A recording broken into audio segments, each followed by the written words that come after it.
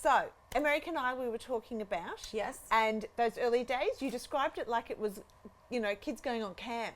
Yeah, definitely. Tell me a bit about some of the chaos. Well, I mean, it was chaos is the best word for it, because it blew up like halfway through the show. Like, so no one watched it, and then like everyone watched it. And they kind of didn't know how to handle it at first. The producers were like, so they had us working so hard. Like, from morning till night, we were doing something, like from 7 a.m. to 10 at night. Like, so they were really hard days, and especially for kids that we didn't know what the hell we were doing. Like, you know, and it was all new, and, you know, we didn't know, like, to save your voice for certain things. We were trying to shine every time we sang, even rehearsals. So it was a great learning curve. You know, and everybody always makes fun of Simon Cowell because he was so mean to everyone. But it's like, if you can't handle someone like Simon Cowell, you don't need to be in this industry. Yeah. Because there's like a billion. And maybe because, as you said, you started with Idol, so they saw you in all different ways, that they're a little bit more open, even though that was 13 years ago. Yeah, but and people always think, and maybe it's because there's a bunch of shows now that are just like it, or the same show on still, but people always think that, like, I might be ashamed of coming from it. I love how I got in the business. I lived in LA before, and I had deals offered to me, and they were horrible. Like, being no one and having no leverage gets you nowhere, you know, creatively. Yeah. So it was nice to be able to say, well, these millions of people liked what I'm doing, so I think we should kind of, you had something to gamble with, so it was nice. You had a little bit of... it wasn't like you were no one off the street, so.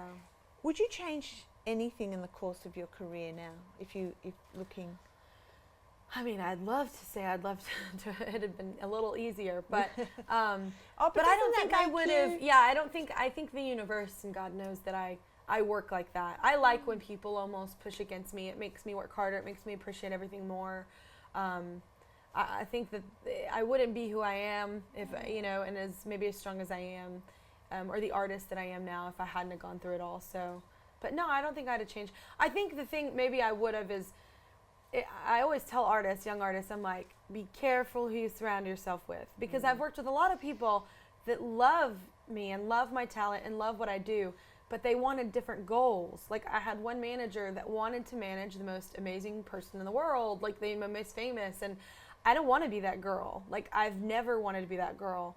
Fame, and you're talking about? Fame. Like, it was all about, like, managing the most famous person, and you have to do that. I mean, no one's done this, and if you achieve this, and it's like, I don't want to base my life around that. I don't want a life, like, I don't want my whole identity to be music. Like, I love music, but my biggest dream was to have a successful marriage and successful family in whatever form that was going to be for me. And probably because of how I grew up, that's what I wanted, because I never had it. And, you know, and you know, I had to let him go, because it was like, you know, you're awesome, but we don't have the same vision. I don't want to be Madonna. Like, I have no desire. I think it's awesome she does, but I don't want to be in the limelight that long. Isn't that funny? Like, if you think about some of the friends you may have grown up with, you know, here you were saying, well, the most important thing to me really are the fundamental parts of what life is, which is relationships. Yeah, and what's actually relevant. Yeah. And what's great about my life too is, like, I'm still friends with those girls. Like, so it's nice. I think people, you know, always are asking, like, how do you stay grounded? Well, my best friend since childhood does my hair and makeup, and, you know, and I'm going on a vacation in June with, you know, 3 of my girlfriends from elementary. You married your husband, Brandon, in 2013. He was the son of your... I guess. I'm so bad at dates. No, I've got it. I've got you covered. Yeah. He was the son of your manager. Yes. Woohoo. A bit incestual. A little bit. How did people react to all of that at the time when you started dating? It's funny. Reba, his stepmom, was like, it's so funny because whenever it happened, they were like, well, we were all wondering when it was going to happen. Oh, they knew before you guys. Yeah, everybody kind of had said that afterwards, which we didn't know. But and I had a thing for him. Like, you know, he was a successful guy, and it's very hard for women in this industry to date and meet a guy that doesn't have some kind of inferior complex, you know, with your spotlight situation. So it's very hard to find someone that is very comfortable in their skin and can take that, you know, and it's a lot to take. I'll give it to guys. It's hard. But he grew up with it. He grew up, at 6 years old, he was backstage with huge stars, because of his stepmom and his father and what they did for a living. So it was so attractive to find someone that was so breezy and confident about it. So and not intimidated by not by slightly. You. I mean, well, he's straight up cowboy. Like he is. He rode bulls. He was like a champion bull rider. He was like, he is just straight up like, he's a man. Pulls feet. Yeah, he was a Southern man. Like he opens doors and pulls chairs out and gets upset if like I try, and he's like, no, that's a man thing. Like that, I want to do that for you. I'm supposed to treat you like a princess. Well, where's the song about this? Yeah. Well, I wrote piece by piece about actually the happy ending of that is finding a man who allows me to be a woman and strong and independent, but also it's like, but it's okay for you to be a strong and independent woman and still be taken care of if I want to take care of you for the night and like, treat you to massage or take you out to dinner or take care of the baby so you can take a bath. Like, so, it's just finding this complete opposite. I didn't even know men like that existed.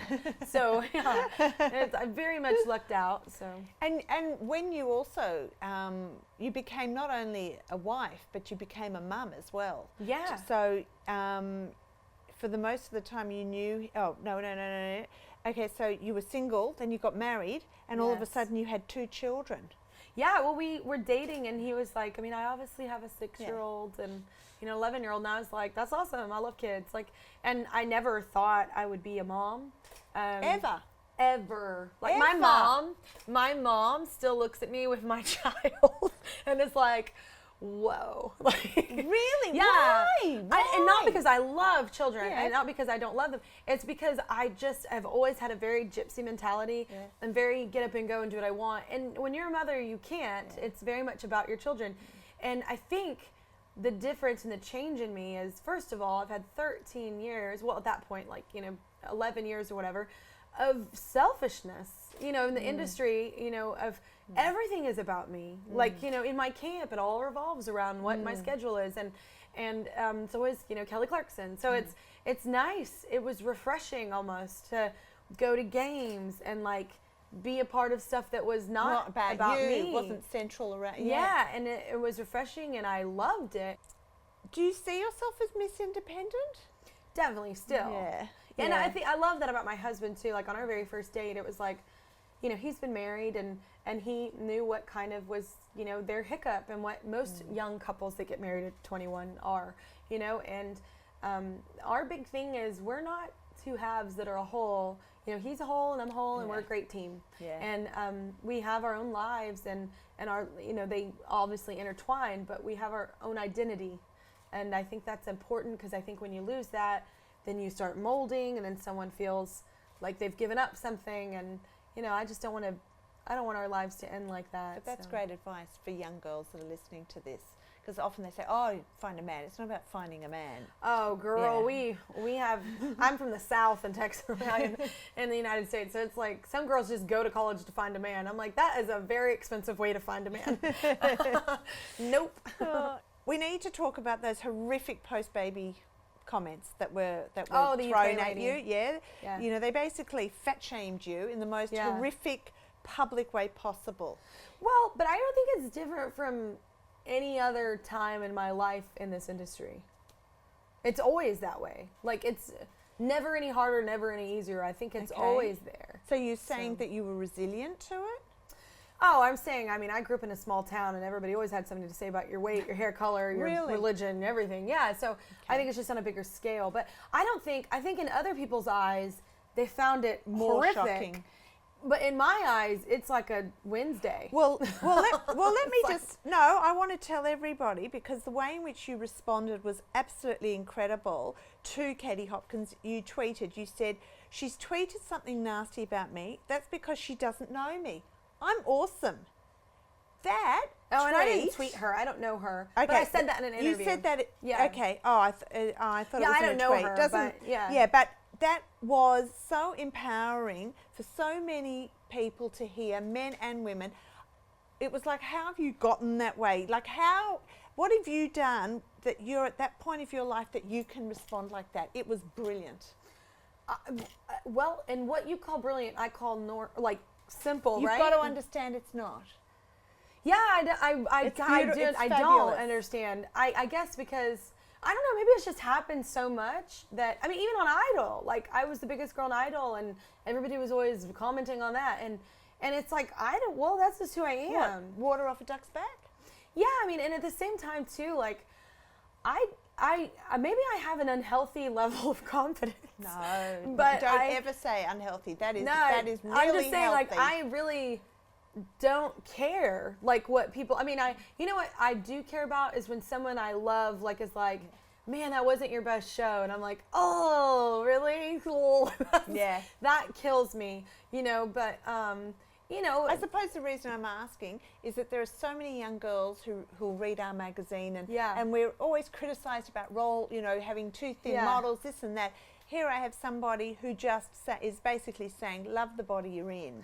Yeah, and that message is so important. And it's not only just bigger girls, it's small. No. I know Ariana Grande just got hammered because she's so thin. And it's like, guys, some people are just thin, and some people are thick, and some people we're all different at different points in our life. Some people are 16, and some people are not.